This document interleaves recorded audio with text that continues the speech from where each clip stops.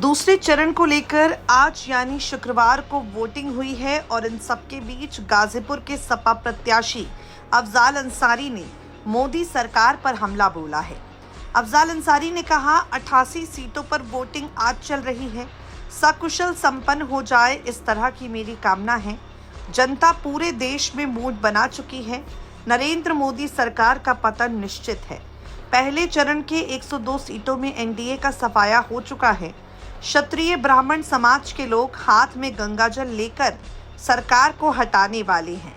अब चुनाव पार्टी और नेताओं के तक सीमित नहीं रह गया। विपक्ष के नेता क्या कह रहे हैं और सुन रहे हैं, यहीं तक चुनाव सीमित नहीं रह गया। अब जनता खुद ही चुनाव लड़ती है। जनता मुखर होकर चुनाव लड़ती है।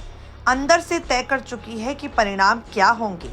अब मोदी की रैलियों में आप देख लीजिए, सरयू नदी में ब्राह्मण समुदाय के लोग गंगाजल हाथ में लेकर कसम खा रहे हैं कि भाजपा को हराना है।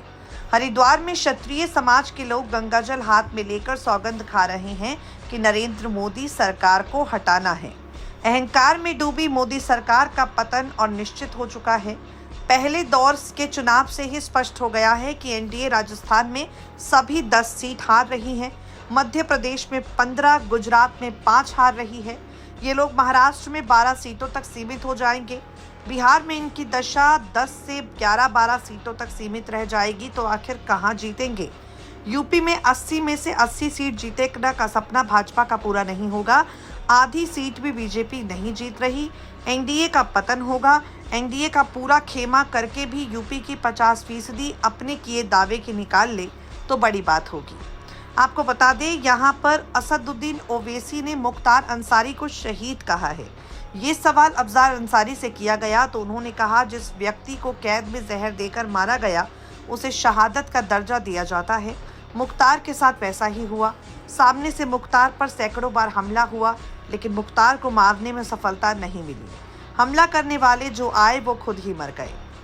चारा यही था कि मुख्तार को कैद कर लिया जाए, शेर को कैद कर लिया जाए, उसके बाद उसको जहर देकर मार दिया जाए। अफजाल अंसारी ने जहां एक तरफ जमकर मोदी सरकार पर निशानेबाजी की है, तो वहीं दूसरी तरफ अपने भाई को लेकर भी असदुद्दीन ओवैसी के बयान का समर्थन किया है।